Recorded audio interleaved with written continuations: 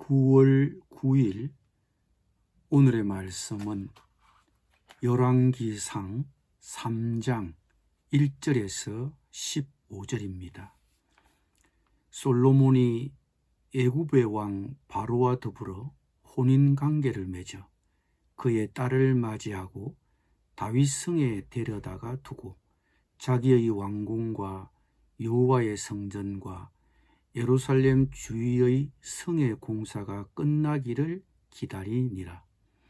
그때까지 여호와의 이름을 위하여 성전을 아직 건축하지 아니하였으므로 백성들이 산당에서 제사하며 솔로몬이 여호와를 사랑하고 그의 아버지 다윗의 법도를 행하였으나 산당에서 제사하며 분향하더라. 이에 왕이 제사하러 기브온으로 가니 거기는 산당이 큼이라. 솔로몬이 그 제단에 1천 번제를 드렸더니 기브온에서 밤에 여호와께서 솔로몬의 꿈에 나타나시니라. 하나님이 이르시되 내가 네게 무엇을 줄꼬 너는 구하라.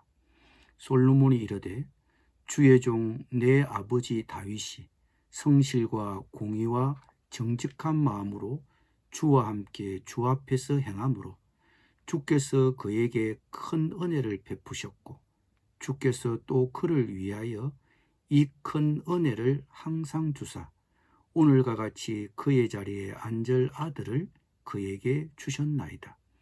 나의 하나님 여호와여, 주께서 종으로 종의 아버지 다윗을 대신하여 왕이 되게 하셨사오나 종은 작은 아이라 출입할 줄을 알지 못하고 주께서 택하신 백성 가운데 있나이다.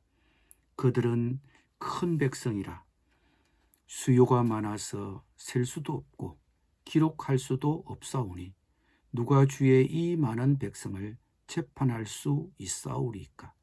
듣는 마음을 종에게 주사 주의 백성을 재판하여 선악을 분별하게 하옵소서. 솔로몬이 이것을 구하매 그 말씀이 주의 마음에 든지라. 이에 하나님이 그에게 이르시되 내가 이것을 구하도다. 자기를 위하여 장수하기를 구하지 아니하며 부도 구하지 아니하며 자기 원수의 생명을 멸하기도 구하지 아니하고 오직 송사를 듣고 분별하는 지혜를 구하였으니 내가 네 말대로 하여 내게 지혜롭고 총명한 마음을 주노니 내 앞에도 너와 같은 자가 없었거니와 내 뒤에도 너와 같은 자가 일어남이 없으리라. 내가 또 내가 구하지 아니한 부귀와 영광도 내게 주노니 내 평생의 왕들 중에 너와 같은 자가 없을 것이라.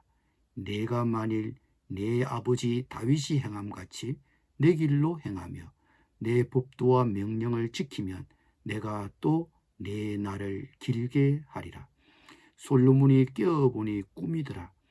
이에 예루살렘에 이르러 여호와의 언약궤 앞에 서서 번제와 감사의 제물을 드리고 모든 신하들을 위하여 잔치하였더라. 아멘.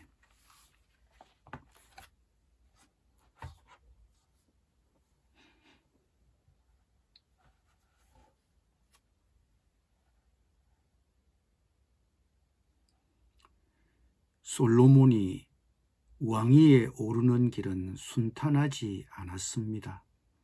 솔로몬은 부왕 다윗의 유언에 따라 아버지의 군대장관 요압을 제거하고 북왕국 이스라엘의 부흥을 꿈꾸며 아버지를 비방했던 시므이를 제거하고 아비아달 제사장을 예루살렘에서 추방합니다.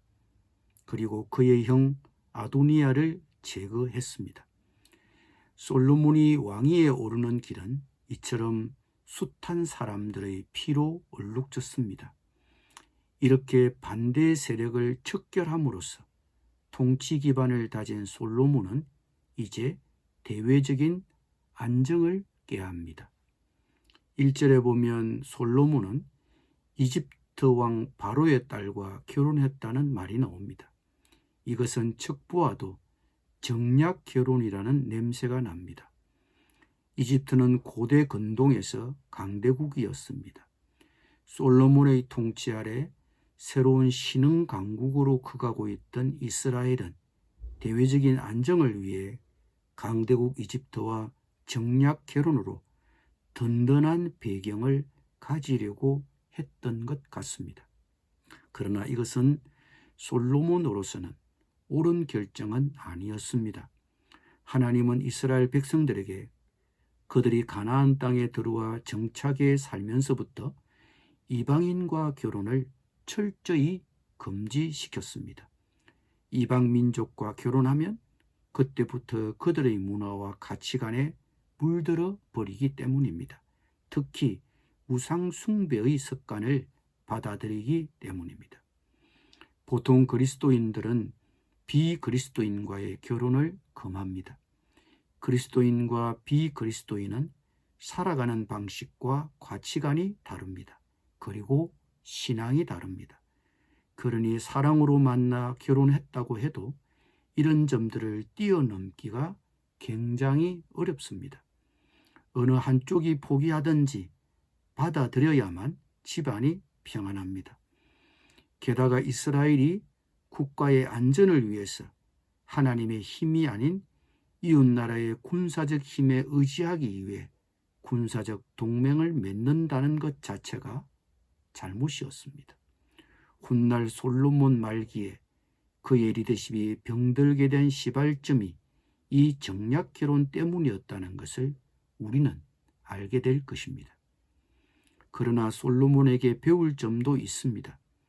첫째, 솔로몬은 하나님의 말씀에 순종했습니다. 3절에 따르면 솔로몬이 여호와를 사랑하고 그의 아버지 다윗의 법도를 행하였으나 산당에서 제사하며 분향하더라고 했습니다. 솔로몬은 주님을 사랑하였으며 자기 아버지 다윗의 법도를 따랐습니다. 다윗의 법도란 하나님의 법을 실천하면서 산 다윗의 삶을 두고 한 표현입니다. 솔로몬은 하나님을 사랑했고 하나님의 말씀을 따랐습니다. 하나님에 대한 그의 사랑은 말씀에 대한 순종으로 나타났습니다.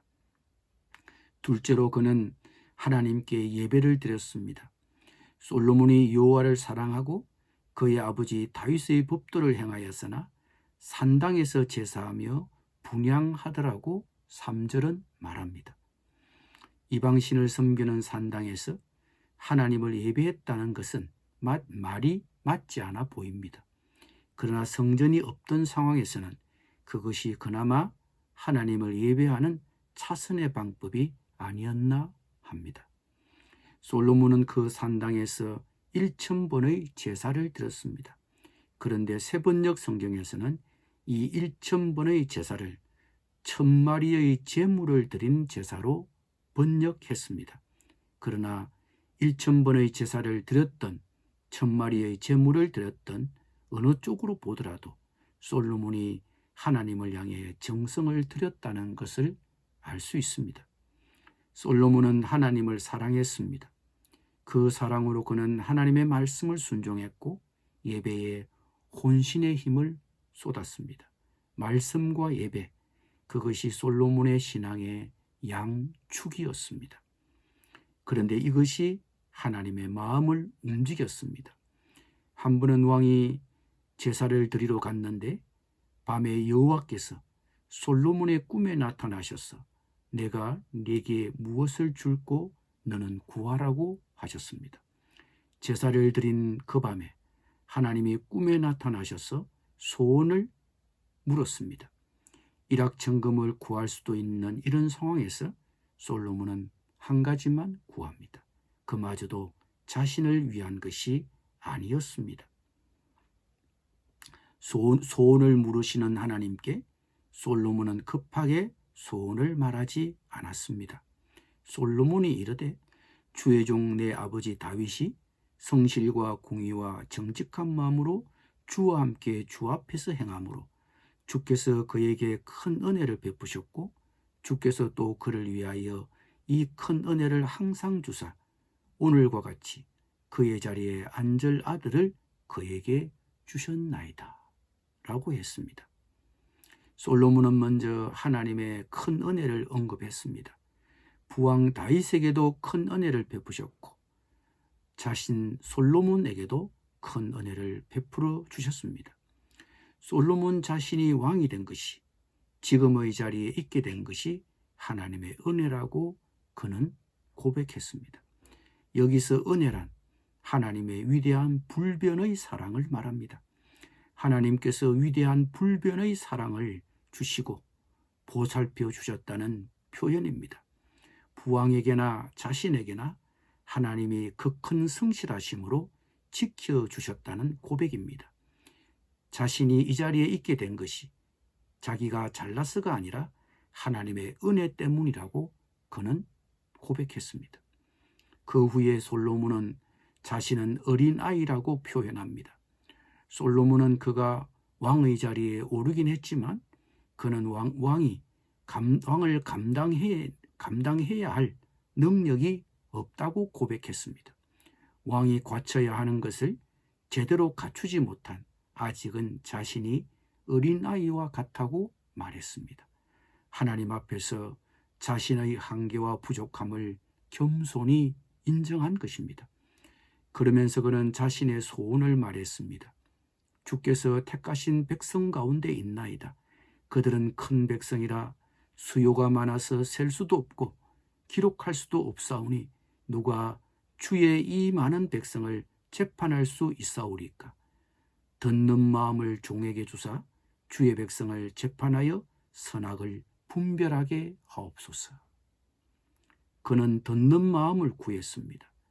지도자의 자리에 앉아보면 참 해결할 수 없는 곤란한 상황들이 많습니다. 그러려면 사람들의 의견에 귀를 잘 기울여야 합니다. 세번역에서는 듣는 마음을 지혜로운 마음이라고 번역했습니다. 지혜로운 마음이 곧 듣는 마음입니다. 듣는 마음을 주시옵소서. 이것이 솔로몬의 소원입니다. 어떤 문제이든지 결정을 잘 내리려면 잘 들어야 합니다. 그가 책임지고 있는 백성의 필요와 간구에 주의를 기울여 잘 들어야 합니다. 그리고 하나님의 말씀도 잘 들어야 합니다. 하나님의 뜻과 하나님의 목적에 부합하는 결정을 내리려면 하나님의 뜻을 제대로 알아야 하기 때문입니다. 하나님의 뜻을 잘 알고 하나님의 뜻을 잘 알고 백성의 필요를 잘 알 때 지혜로운 통치를 할 수 있습니다. 잘 듣는 것이 중요합니다. 듣는 마음을 주시옵소서. 하나님께 백성에게 잘 듣는 마음을 주시옵소서. 이것이 솔로몬의 소원입니다. 이 솔로몬의 간청이 하나님을 감동시켰습니다. 하나님은 솔로몬의 소원을 들어주셨습니다. 그가 구한 총명하고 지혜로운 마음을 주셨습니다. 그리고 구한 것뿐만 아니라 구하지 않은 것까지 주셨습니다. 그가 구하지 않은 부귀와 영화도 주셨습니다. 그러나 하나님은 중대한 조건을 붙이셨습니다. 네가 만일 네 아버지 다윗이 행함같이 내 길로 행하며 내 법도와 명령을 지키면 내가 또 내 날을 길게 하리라. 이 모든 축복은 말씀에 순종하느냐 그렇지 않느냐에 달렸다는 것입니다. 솔로몬은 꿈에 하나님을 만났고 하나님께 기도했으며 하나님께 그가 부탁한 것을 받았습니다. 솔로몬은 백성을 지혜롭게 다스리기를 원했고 듣는 마음을 구했습니다. 지혜는 하나님의 선물입니다. 솔로몬도 능력이 없는 왕은 아니었습니다. 그러나 하나님의 지혜는 기도의 응답으로 받았습니다.